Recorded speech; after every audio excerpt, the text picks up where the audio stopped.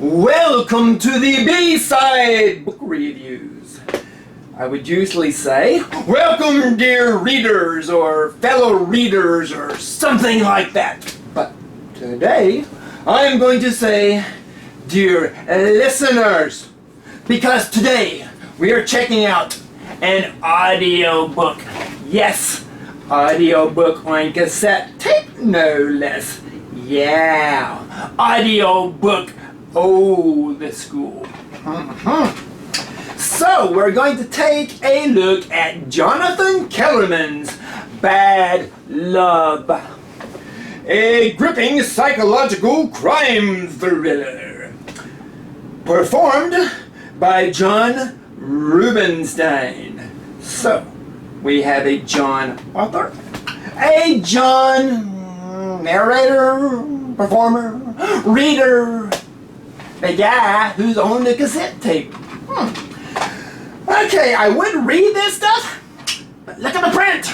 Now, if you're old enough to own a cassette tape audiobook, and remember when cassette tapes were the highest in audio sound, high fidelity. Now, if you're that old, you sure as heck can't read that kind of print. So we bring out the magnifying glass. Yes, this is actually a series of books, 36 of them, and this is number 8. And it's all about a man named, Alex Delaware, an Alex Delaware novel. So, grab yourself some coffee, and we shall discuss or listen to Bad Love. Bad love, bad love.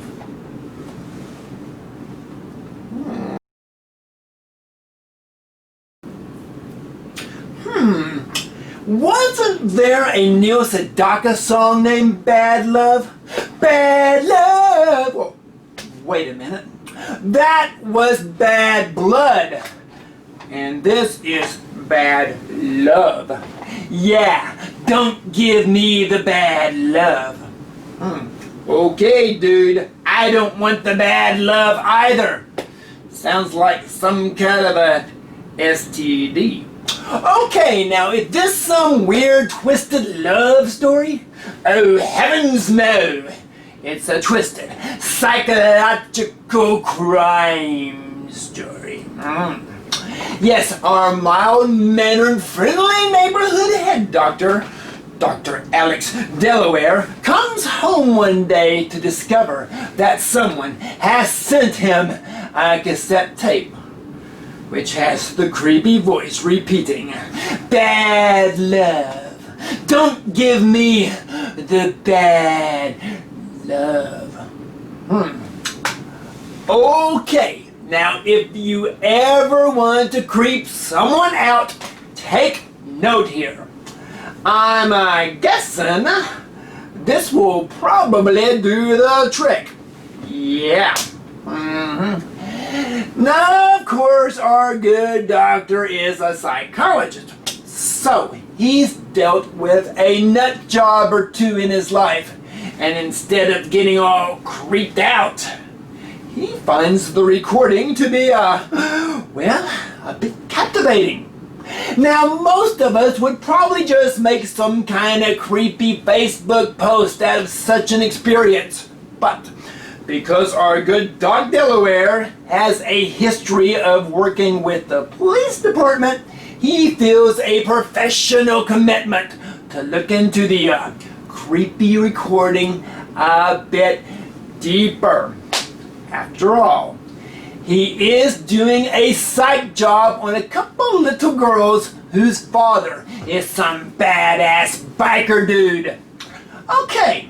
Maybe the daddy's fellow biker dudes are trying to intimidate our good psychologist here. Yeah, but badass bikers sending out creepy audio? That doesn't sound very badass bikerish. Now does it? Oh well, our head doctor calls up his friendly local cop, Milo Sturgis, and together they listen to the creepy audio, trying to figure out what it is all about. But they don't have just a whole lot of luck on the subject. Maybe, just maybe, they should have played the recording backwards. Never thought about that, did they? Actually, this has nothing to do with our story. I just thought it might have been a cool concept. After all, bad love spelled backwards is evil. Dab. What does this mean? Absolutely nothing. I'm just trying to fill space here so I don't screw up and spoil the ending. Yeah. Now, all of this aside, though, someone is messing with our doc. Whoever this is, they even attacked the fish in his little garden fish pond. Okay, this is getting serious. You don't mess with a man's garden fish pond. What's next? His daffodils? His petunias? So, our shrink starts looking back into all the criminally minded nut jobs he's dealt with over his career. Well, that would be pretty much everyone he's dealt with. Yeah, never fear though, because our Dr. Delaware is not diving into this caper alone, for he's got his woman by his side. Actually, his love interest gives lectures on stringed instruments, and her thoughts don't venture much further than a domra or perhaps a lute. I like to say that. Lute. Oh, forget her anyway. He has a sidekick who is much more helpful. Yes, some stray French bulldog that follows him home. Then a dead body shows up, and then it all turns to bad love. I've had enough bad love. I need something I can be proud of. Okay, this has nothing to do with our story either. It's just a line from the Eric Clapton song, Bad Love. Once again, I'm just trying not to spoil the ending here. Bad love, bad love. Oh, what's not to enjoy when such psychological suspense is brought to life in the captivating voice of some actor I've never heard of in the magic of an audiobook. Now you have to wonder where audiobooks lay in the acting tier. Okay, there's the movies on the big screen. Then there's live theater. And of course, there's network TV. Then there are those obscure cable and streaming TV shows, commercials, voiceover animation, and of course, YouTube stuff. Not to mention my personal favorite, Renaissance fairs. So, where do the audiobooks fall in here? Oh well, I guess it's good work if you can find it. So, add in the dramatization of the actor's voice to this gripping plot, and you got, well, a gripping drama. Now, anytime you're mixing shrinks and cops together, you're stirring up a pretty intoxicating drink that's best served chilled. Oh my, what a metaphor.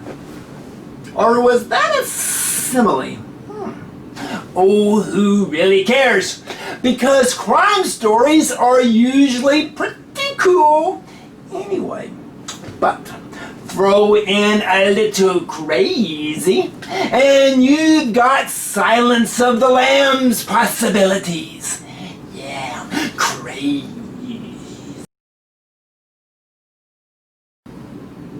Of course, our story is a bit dated here. Our good head doctor receives a cassette tape in the mail. Yeah, one of these. Now, in today's age, some kid might read this story and think, cassette tape? Now, is that masking tape or a scotch tape? And someone is sending him an entire case of it? Wow, that is weird. So, I'm not sure how that could play in today's translation. I guess the doctor could receive the cassette tape in the mail, and the rest of the story could play around the struggles that the doctor has trying to find a cassette tape player on which to play the tape. Bad audio. Don't give me your bad audio. Wow. Good heavens. What is this thing? Hello?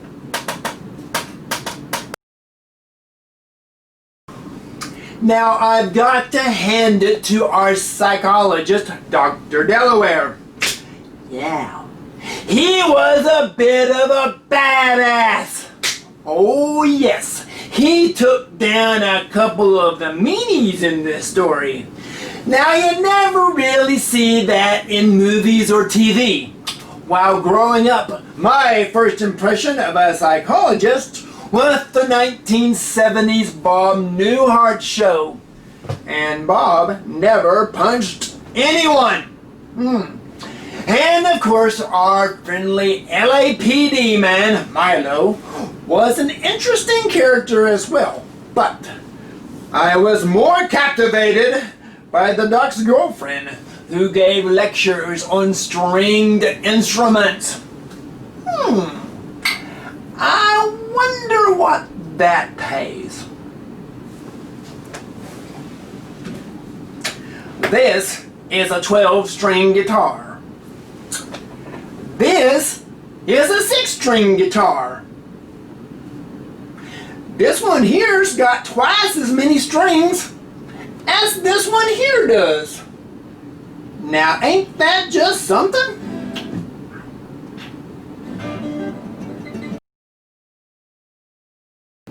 Seriously though, I could have done without their bathtub escapade scene. Yeah, such just doesn't work well in audiobooks. That tends to get really creepy really fast and a little annoying. However, my favorite character was, of course, the French Bulldog that follows our good doctor home.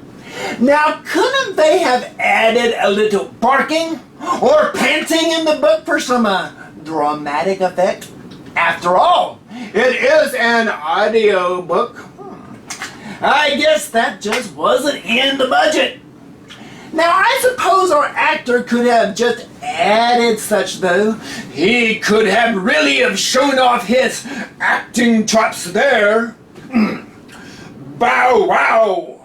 Bow wow! Or maybe it would have just been kinda creepy. Oh, who really cares?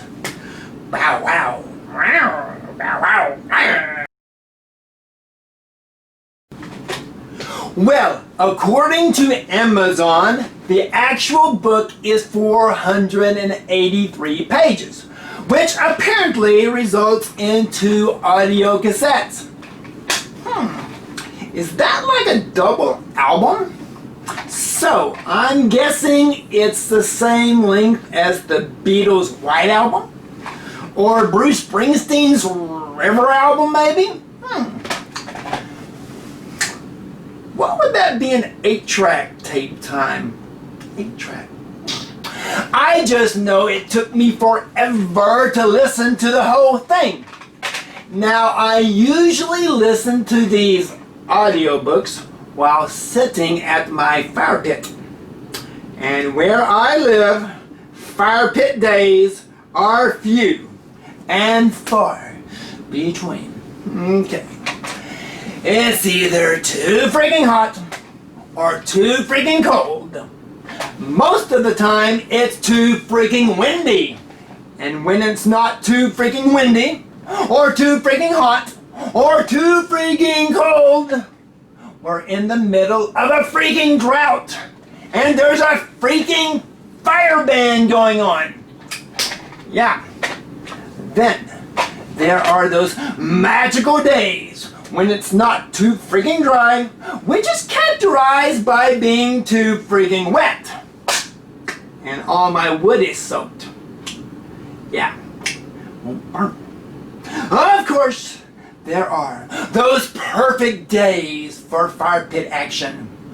And I usually notice them while I'm driving to work. Yes, there are 365 days in a year. And I have about 3 days. 3 days where I can go out to my fire pit. 3 days. So, by the time I was able to move on to cassette number 2, the batteries in my cassette player were pretty much dead. And I had completely forgotten what had happened on, on cassette number 1. So, I had to go back and listen to it again. Then there were more hot drought days, followed by freezing rain days, and the forever freaking wind. And when I finally did get a perfect day, my neighbor from across the street decided that I needed a 2-hour-long lecture on roof replacement. Because, he wanted to sell me a new roof. Good gosh! I could have read all 5 Game of Thrones books, the complete Harry Potter series, not to mention the King James and the Living Bible, by the time it took me to finish listening to this blessed audiobook. Yeah, both of these. And I did fall asleep during the last cassette here. So I had to listen to it again. Yes, fire pits can be so relaxing.